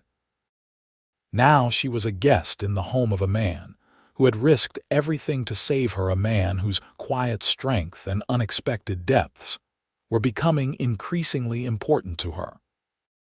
Whatever tomorrow brought, Olivia knew with certainty that her life had changed irrevocably from the moment Samuel Lockhart had stepped forward and claimed her as his wife. The next few days established a routine that felt surprisingly natural, as if Olivia had been part of the Lockhart ranch for months rather than mere days. She rose early each morning, joining Samuel, Thomas, and the Morgan brothers for breakfast before they dispersed to their daily tasks. While the men tended to the horses and property, Olivia immersed herself in the ranch accounts, bringing order to Samuel's haphazard bookkeeping system. To her delight, she discovered that while Samuel's methods were unorthodox, his business acumen was solid. The ranch was modestly profitable and growing steadily, with careful investments in quality breeding stock that would pay dividends in the coming years. By the end of the second day, Olivia had reorganized the ledgers and drafted a more comprehensive record-keeping system that Samuel reviewed with evident appreciation. "This is remarkable," he said, examining her neat columns and clear annotations. "You've made sense of my chaos." Olivia smiled, pleased by his approval. "Your records were thorough, just not optimally arranged. This system will make it easier to track individual horses and their lineages, as well as your overall financial position." Samuel shook his head in wonder. "I knew you were educated, but I didn't realize you had such a head for business." "My father believed women should understand finance," Olivia explained. "He said ignorance of money matters was the surest path to dependency." Her smile turned wistful. "He would have approved of what you're building here, a solid foundation for the future." Samuel's expression softened. "He sounds like a wise man. I wish I could have met him." "He would have liked you," Olivia said with certainty. "He valued substance over show, just as you do." Their eyes met across the desk, and something warm and unspoken passed between them before Samuel cleared his throat and returned to the ledgers. These moments had become increasingly common, brief connections that hinted at deeper feelings neither was ready to acknowledge. Beyond the accounts, Olivia found other ways to contribute to the ranch's operations. She wrote letters to potential buyers in her elegant hand, composed advertisements for horse auctions, and even began cataloging Samuel's extensive library. In the evenings, she often read aloud while Samuel worked on leather repairs or other quiet tasks, Wordsworth, Dickens, or occasionally the newspaper that arrived weekly from Silver Creek. It was during one such evening, 4 days after their arrival at the ranch, that Thomas burst into the house, his normally composed demeanor visibly shaken. "Riders coming," he announced without preamble. "At least 5 of them, moving fast from the south." Samuel was on his feet instantly, the bridle he'd been mending forgotten. "Jefferson," Thomas nodded grimly. "Recognized him through the spyglass. They'll be here within 30 minutes. Olivia felt the blood drain from her face.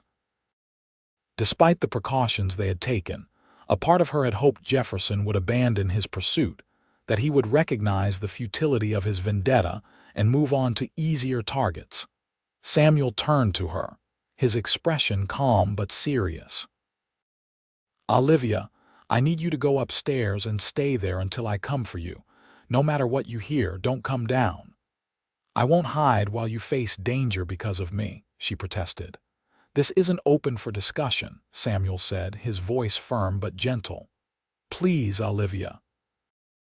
I need to know you're safe so I can focus on handling Jefferson." The urgency in his eyes convinced her more than his words. "Be careful," she said softly. "All of you." Samuel nodded once, then turned to Thomas. "Get the boys. Standard defensive positions. We'll try to resolve this peacefully, but be prepared if it goes bad." As Thomas left to alert William and Joseph, Samuel moved to a cabinet near the fireplace. He unlocked it with a key from his pocket, revealing several rifles and handguns arranged neatly inside. He selected a Winchester repeating rifle and checked its action before loading it with practiced efficiency. "Samuel," Olivia said, still standing by the staircase, "promise me you won't take unnecessary risks. These men aren't worth your life." Samuel paused, looking up from the rifle. "I promise to be careful," he said. But I will protect what's mine, Olivia. That includes you and everyone on this ranch. The simple declaration that she was, in some way, his to protect sent a flutter through Olivia's chest that had nothing to do with fear. Before she could respond, however, Samuel had moved to the window, scanning the approaching darkness for signs of the riders. "Go upstairs now," he said without turning. "Lock your door." Reluctantly, Olivia climbed the stairs to her room. From her window, she had a view of the yard and the road leading to the ranch. In the fading light, she could just make out Samuel, Thomas, and the Morgan brothers taking positions around the house, and Barn a small force preparing to defend against a larger one. Olivia sank onto the edge of the bed, her hands clasped tightly in her lap as she waited for the confrontation she had feared since their escape from Copper Canyon. Despite Samuel's instructions, she left her door unlocked. If the worst happened, she would not remain safely hidden while those who had protected her suffered. The minutes stretched endlessly as darkness fell completely. Olivia strained to hear any sound that might indicate the arrival of Jefferson and his men. Finally, she caught the distant rumble of hooves approaching at a steady pace. Moving back to the window, she saw riders emerging from the shadows at the edge of the property, 5 men, as Thomas had reported. Jefferson Hollis was easily identifiable at the lead, his bulky frame distinct even in the dim light. They halted at the edge of the yard, just beyond the circle of lamplight spilling from the house windows. "Lockhart," Jefferson's voice carried clearly through the night air. "I know you're in there. Send out the woman and we'll be on our way." Olivia held her breath, watching as Samuel stepped onto the porch, rifle held casually but visibly at his side. "There's no woman here for you, Hollis," he called back. "Turn around and ride out while you still can." Jefferson's laugh was harsh. "Don't play games with me, boy. I know she's here. The whore who thinks she's too good to honor her debts." Even at a distance, Olivia could see Samuel's posture stiffen at the insult. "Last warning, Hollis," he said, his voice dangerously quiet. "Leave my property now." "Or what?" Jefferson demanded. "There's 5 of us and what 3 of you? Those aren't odds I'd bet on, Lockhart." "4," came Thomas's voice from the shadows near the barn, "and we're on home ground." Jefferson hesitated, clearly trying to locate the source of the new voice. "This doesn't concern you," he called. "My business is with Lockhart and the woman." "Any business with Mr. Lockhart concerns all of us," William Morgan said from his position near the corral, making Jefferson's head swivel again. The standoff continued, tension thickening the air as neither side moved. Olivia could see Jefferson conferring with his men, their faces barely visible in the darkness. Finally, he turned back toward the house. "I'm willing to be reasonable, Lockhart," he called. "I paid good money for that woman's debt papers. Compensate me for my loss $500, and I'll consider our business concluded." Samuel shook his head. "I don't negotiate with men who deal in human lives, Hollis. The only thing you're owed is a jail cell for attempted kidnapping and fraud." Jefferson's posture changed, his hand dropping to the gun at his hip. "Then I'll take what's mine by force." What happened next unfolded with terrifying speed. Jefferson drew his weapon, aiming at Samuel on the porch. Before he could fire, a shot rang out from near the barn Thomas, providing covering fire that forced Jefferson to dive from his horse for cover. 2 of Jefferson's men returned fire, bullets splintering wood around the porch as Samuel dropped to a crouch, firing the Winchester with deadly precision. One of Jefferson's men cried out, clutching his shoulder as he fell from his horse. Another took aim at the corral where William was positioned, only to be driven back by Joseph firing from behind a water trough. The night erupted into chaos, shouts, gunfire, the panicked whinnying of horses. Olivia watched in horror as Samuel left the relative safety of the porch, moving with surprising speed toward the barn where Jefferson had taken cover. A bullet kicked up dirt at his feet, but he didn't falter, returning fire as he advanced. Unable to bear watching from a distance any longer, Olivia rushed from her room and down the stairs. The main room was empty, all the men engaged in the firefight outside.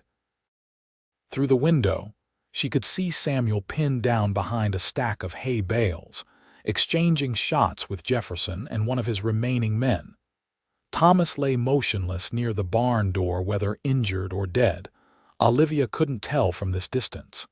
The sight galvanized her into action. Remembering the gun cabinet, she hurried to it, relieved to find Samuel had left it unlocked in his haste. Inside, a small revolver caught her eye, a Colt with a pearl handle, distinctly smaller than the other weapons. She grabbed it, checking that it was loaded as her father had taught her years ago.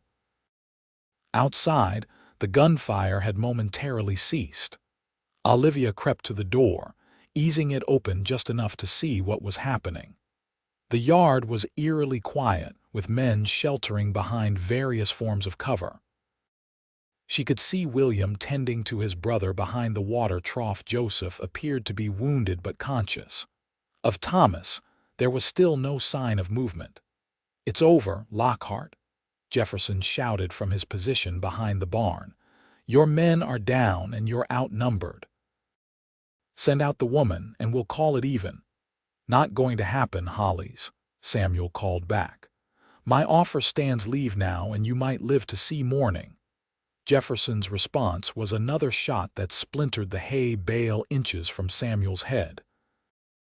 Olivia's heart pounded in her chest as she realized the precariousness of his position.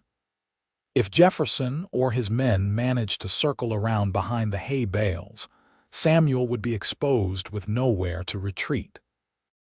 Making a split-second decision, Olivia slipped through the door and onto the porch, staying low and in the shadows. Her plan, such as it was, involved reaching the water trough where the Morgan brothers had taken cover. From there, she might be able to help tend to Joseph while William provided support to Samuel. She had almost reached the trough when a voice stopped her cold. Well, look who decided to join the party." Olivia froze, turning slowly to find one of Jefferson's men standing just yards away, his gun leveled at her chest. He was a brutal-looking individual with a scar bisecting one eyebrow and a smile that held no warmth. "Boss," he called, "look what I found." Jefferson emerged from behind the barn, his face breaking into a triumphant grin when he spotted Olivia. "Miss Blackwood, how considerate of you to save us the trouble of searching the house." Olivia raised the small revolver, aiming it with hands that shook slightly but determinedly. "Stay back," she warned. "I know how to use this." Jefferson laughed. "Do you now? Somehow I doubt that fine education of yours included marksmanship." He took a step forward. "Put it down before you hurt yourself, girl." "Olivia," Samuel's voice, sharp with alarm, came from the hay bales. "Get down." Instead, Olivia stood her ground, the revolver steady now as determination replaced fear. "I won't go with you, Jefferson. Not alive." Something in her voice must have convinced him of her seriousness because Jefferson halted his advance. Now," he said, his tone conciliatory. "There's no need for that. I'm a businessman, not a monster. We can work something out." "The only thing we're working out is your surrender," came a new voice from the darkness beyond the yard. Olivia's head whipped around to see several mounted figures emerging from the shadows, at least 6 men, led by a silver-haired individual wearing a sheriff's badge that caught the lamplight. "Sheriff Daniels," Jefferson said, his face darkening. "This is a private dispute. No need for the law to get involved." "Funny," the sheriff replied dryly. "I received word that armed men were threatening one of the most respected ranchers in my county. That makes it my business." He surveyed the scene, the wounded men, the evidence of gunfire, Olivia still holding the revolver. Lower your weapons, gentlemen, all of you." For a tense moment, it seemed Jefferson might resist. Then, with a curse, he dropped his gun. His remaining men followed suit, clearly recognizing the futility of continuing the fight. Samuel emerged from behind the hay bales, his rifle still at the ready as he approached Olivia. "Are you all right?" he asked, his voice rough with emotion. She nodded, the revolver suddenly heavy in her hands. Samuel gently took it from her, his fingers brushing hers in a touch that conveyed more than words could. "I told you to stay upstairs," he said, but there was no anger in his voice, only relief and something deeper that made Olivia's heart race. "I couldn't," she replied simply. "Not when you were in danger." Sheriff Daniels dismounted, approaching with a bemused expression. "Someone want to tell me what this is all about?" While his deputies secured Jefferson and his men, Samuel explained the situation: Olivia's capture by Jefferson, the auction in Copper Canyon, their escape, and the pursuit that had led to this confrontation.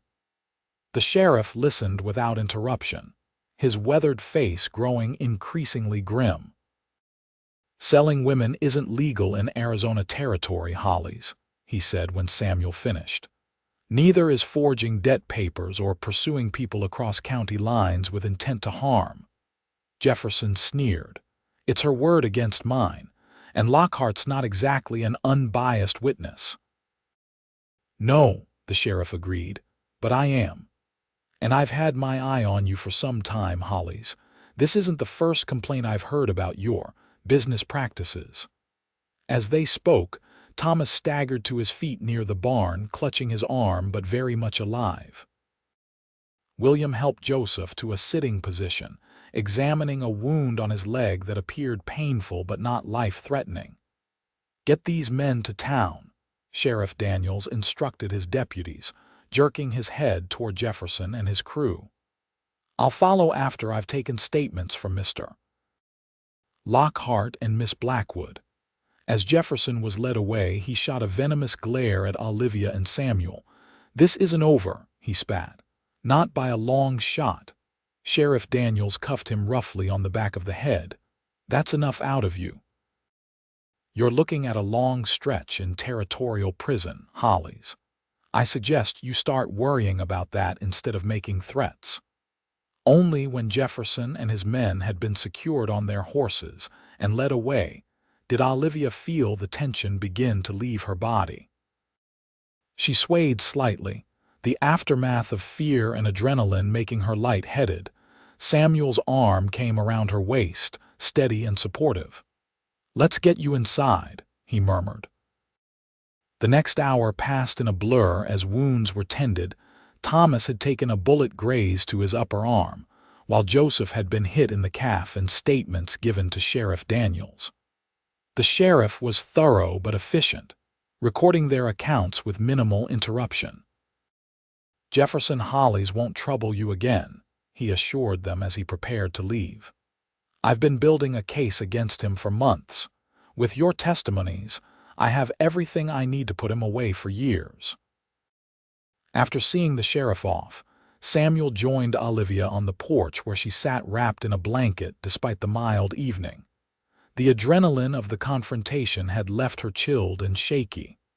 "Are you truly all right?" he asked, settling beside her on the bench. Olivia nodded, though she couldn't quite stop the trembling in her hands, just processing everything. It happened so fast. "Too fast," Samuel agreed grimly. "When I saw you out there with Jefferson's man pointing a gun at you." He broke off, his jaw tightening. "I've never been so frightened in my life, Olivia, not even during the worst of the war." The raw emotion in his voice made her turn to look at him. In the soft lamplight spilling from the house windows, his face was a study in controlled anguish, the fear he had experienced still evident in the tightness around his eyes. "I'm sorry," she said softly. "I couldn't stay hidden, not when all of you were risking your lives for me." Samuel shook his head, a rueful smile touching his lips. "You're the most courageous woman I've ever known, Foolhardy, perhaps, but courageous. I was terrified, Olivia admitted. But sometimes being brave isn't about not feeling fear, it's about acting despite it. A philosophy worthy of your romantic poets, Samuel observed, his smile warming. They sat in companionable silence for a time, watching the stars emerge in the vast Arizona sky. The ranch was quiet now, Thomas and the Morgan brothers having retired to their quarters after their wounds were dressed and a late meal consumed. "What happens now?" Olivia asked finally, the question that had been hovering between them since the sheriff's departure. Samuel turned to face her, his expression serious. "That depends on you, Olivia. The stagecoach still runs through Silver Creek every week. If you want to continue your journey, I'll arrange safe passage. And if I don't want to leave—" The words emerged before she could reconsider them, hanging in the night air between them. Samuel's breath caught audibly. "Are you saying you want to stay?" Olivia gathered her courage, knowing that this moment would define whatever future they might have together. "When I first agreed to remain here, it was about finding a safe harbor, a place to recover and plan my next steps. But now—" "Now," Samuel prompted when she hesitated. "Now I find myself reluctant to leave at all," Olivia confessed. "This place, your ranch, your home, it feels right in a way nowhere has since my father died. And you—" She met his gaze directly. "You have become important to me, Samuel, more important than I ever expected." The vulnerability in her admission left her feeling exposed, but Samuel's response was immediate and unequivocal. He reached for her hand, enfolding it in both of his. "Stay," he said simply. "Not as my employee or my guest, but as—" He paused, searching for the right words. "As whatever we might become to each other, given time." Olivia's heart soared at the openness of his offer. No demands, no presumptions, just the honest expression of a man who had found something precious and hoped not to lose it. "I would like that," she said softly. "Very much." Samuel's smile transformed his face, erasing the lines of worry and revealing the younger man beneath the hardened exterior. Slowly, giving her every opportunity to pull away, he leaned forward until their foreheads touched. "May I kiss you, Olivia?" he asked, his voice a low rumble that sent shivers down her spine. In answer, she closed the remaining distance between them, pressing her lips to his in a kiss that began tentatively but quickly deepened, as years of loneliness and weeks of growing attraction culminated in this moment of connection. When they finally parted, both slightly breathless, Samuel kept her close, his arm around her shoulders as they gazed out at the star-strewn sky. "I never expected this," he admitted quietly. "When I stepped forward in Copper Canyon, I was only thinking of stopping an injustice. I never imagined you would change my life so completely." Olivia rested her head against his shoulder, content in a way she had never anticipated when she first set out for the West. "Perhaps some things are meant to be," she suggested. "Not predetermined, but waiting for us to find our way to them." Samuel's arm tightened around her. "A romantic notion worthy of your poets," he teased gently. "Says the rancher with a library full of poetry," Olivia countered, smiling up at him. Their laughter mingled in the quiet night, a promise of lighter days to come now that the shadow of Jefferson hollies no longer hung over them. As summer yielded to autumn, Olivia's position at the Lockhart ranch evolved from temporary guest to permanent fixture. The ranch accounts flourished under her management, her organizational skills freeing Samuel to focus on expanding his breeding program. Together, they developed a reputation for quality horses that drew buyers from as far away as California and Texas. Their personal relationship deepened alongside their professional partnership. Samuel courted her properly Sunday rides to scenic overlooks, picnics by the stream that ran through the property, evenings reading poetry aloud by the fire. In him, Olivia found not only protection and passion, but also profound respect for her mind and abilities, a rare combination that made her love him all the more deeply. For his part, Samuel discovered in Olivia a partner who challenged him intellectually while accepting the parts of himself he had long kept hidden. With her, he could speak of the war's horrors and the guilt he still carried without fear of judgment. She listened, offering not empty platitudes but understanding and, gradually, a path toward healing. Thomas and the Morgan brothers accepted Olivia's permanent presence with good-natured approval, particularly after witnessing the positive changes in their employer. Samuel smiled more, laughed more freely, and even began joining them for occasional social gatherings and Silver Creek activities he had previously avoided. It was during one such trip to town, 6 months after Olivia had first arrived at the ranch, that Samuel surprised her by steering their wagon not toward the general store but to the small church on the edge of town. "I thought we needed supplies," Olivia said, puzzled by the detour. Samuel helped her down from the wagon, an uncharacteristic nervousness evident in his movements. "We do," he agreed, "but there's something I wanted to show you first." Inside the church, Reverend Collins greeted them warmly. "Right on time, Mr. Lockhart. Everything's prepared as you requested." Olivia looked between the two men, confusion giving way to suspicion as Samuel led her to the front pew. "What's going on?" she asked. Samuel took both her hands in his expression more open and vulnerable than she had ever seen it. "Olivia," he began, his voice slightly rough with emotion, "6 months ago, I claimed you as my wife to save you from a terrible fate. It was a lie told for the right reasons, but it's haunted me ever since." "Samuel," Olivia started, but he shook his head, asking silently for her to let him continue. "Not because I regret it," he clarified quickly, "but because with each passing day I've found myself wishing it were true." He sank to one knee before her, still holding her hands. "I love you, Olivia Blackwood. I love your courage, your intelligence, your compassion. I love the way you've brought light back into my life when I thought I would always live in shadows." Tears welled in Olivia's eyes as she realized what was happening. "Samuel," she whispered, hardly daring to believe this moment was real. "I'm asking you properly this time to be my wife," Samuel continued, his gray eyes never leaving hers. "Not out of necessity or convenience, but because I cannot imagine my life without you in it." Joy surged through Olivia, so intense it almost hurt. "Yes," she said simply, her voice clear despite the tears now flowing freely. "Yes, Samuel, I will marry you."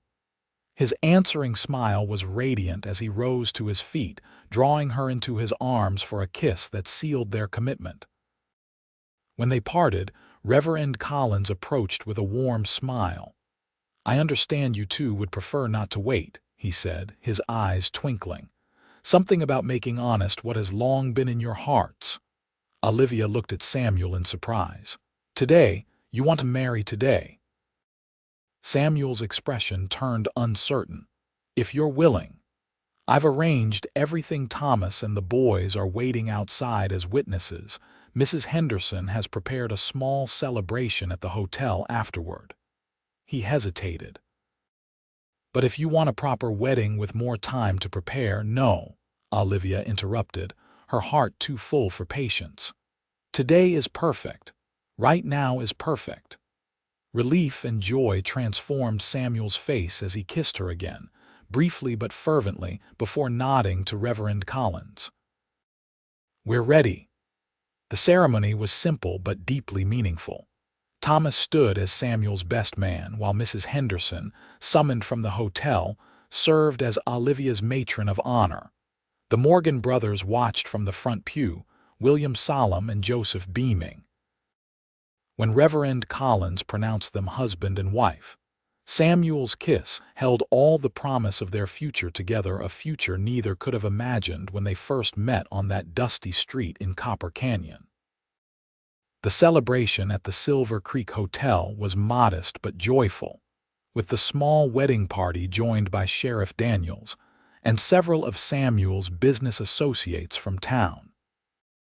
As they shared a meal and raised glasses to the newlyweds' happiness, Olivia found herself overwhelmed by the journey that had brought her to this moment. "What are you thinking?" Samuel asked quietly, his hand covering hers on the table. Olivia smiled up at her husband with all the love in her heart. "I was thinking about fate," she admitted. "How the worst day of my life led me to the best." Samuel's expression softened. "I used to believe life was just a series of random events, some good, some bad, with no particular meaning. But now—" he squeezed her hand gently. "Now I can't help wondering if some things are meant to be, just as you said that night on the porch." "Samuel Lockhart," Olivia teased, "are you becoming a romantic?" "Only with you," he replied, his eyes warm with promise. "Only ever with you." As winter settled over the Arizona territory, bringing cooler temperatures and occasional dustings of snow to the higher elevations, life at the Lockhart Ranch settled into a new rhythm.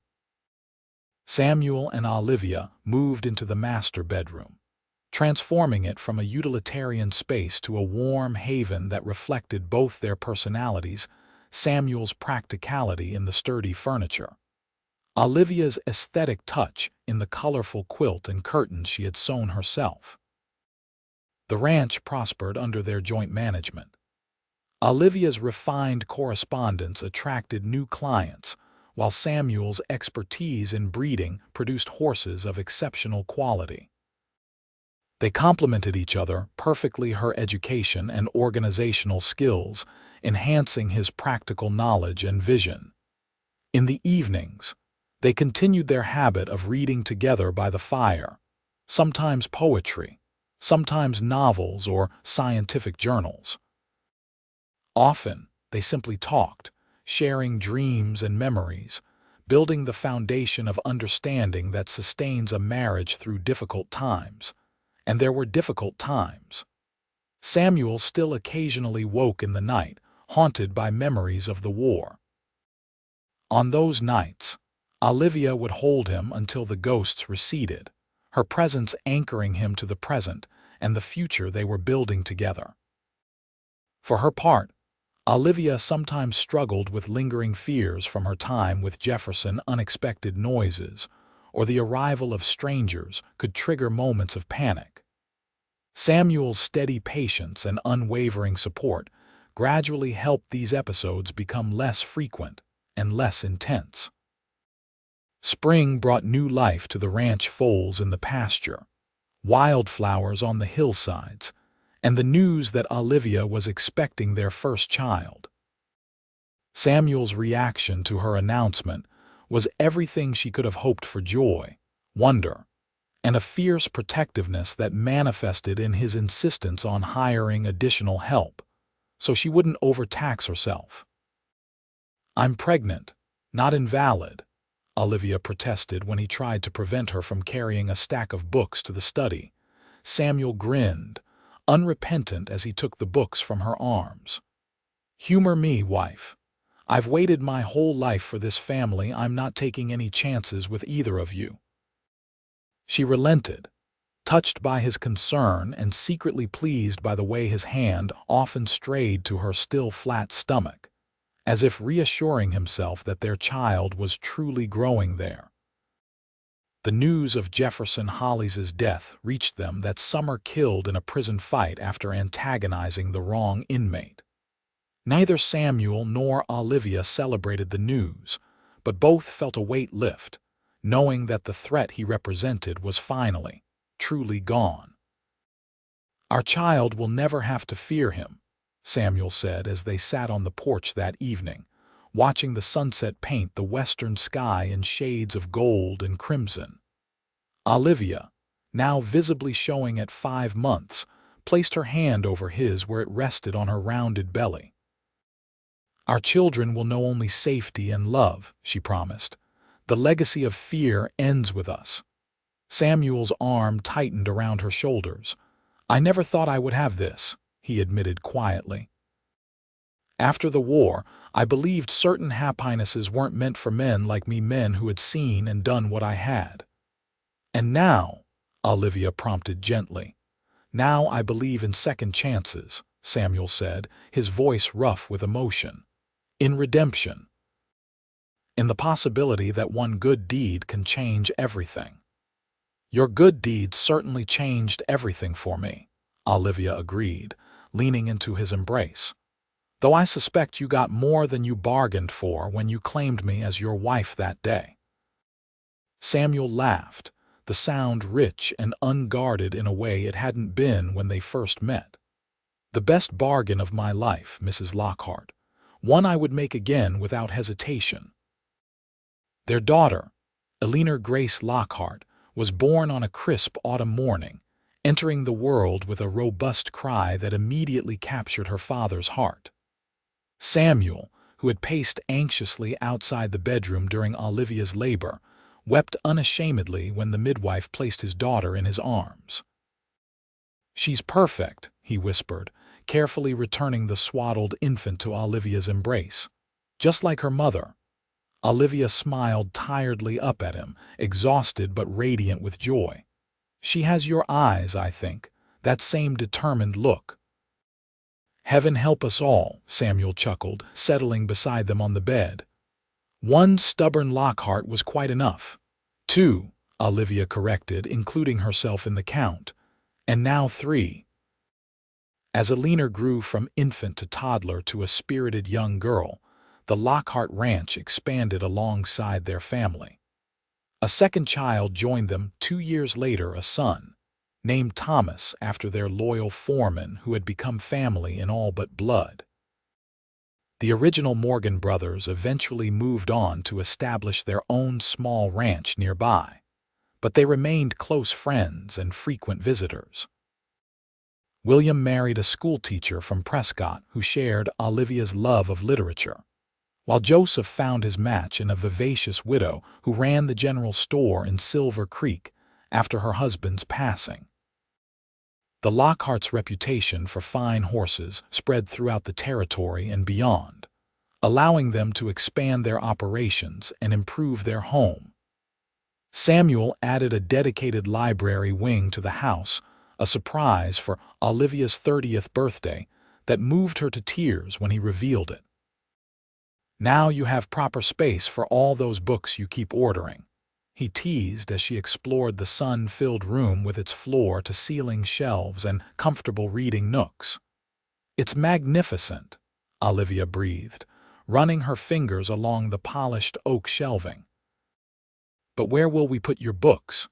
These shelves are already filling up with mine." Samuel's smile was tender as he wrapped his arms around her from behind. "I made sure there was room for both our collections, just as there's room in our lives for both our dreams." 10 years after Samuel had first claimed Olivia as his wife in Copper Canyon, they hosted a celebration at the ranch, ostensibly for their anniversary, but in reality, a gathering of the extended family they had built around themselves. Thomas and his wife, the Morgan brothers and their families, Sheriff Daniels, now retired, Mrs. Henderson, and others who had become important parts of their lives over the years. As the sun set on their gathering, casting long shadows across the expanded ranch house and the prosperous land surrounding it, Samuel found Olivia standing alone on the porch, watching their children playing with the Morgan nieces and nephews in the yard. "Happy?"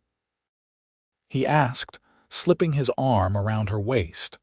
Olivia leaned into him, her head resting against his shoulder in a gesture as familiar as breathing after a decade together. "Completely," she assured him, "though sometimes I still can't quite believe this is my life." Samuel nodded, understanding perfectly. "I know. Sometimes I wake up beside you and have to remind myself it's not a dream, that you're really here, that this is really ours." Olivia turned in his arms, studying the face that had become dearer to her than any other. The years had added a few silver strands to his dark hair, deepened the lines around his eyes, but had also softened the haunted look that had once shadowed his gaze. This was a man at peace with his past and engaged fully with his present. "I love you, Samuel Lockhart," she said simply.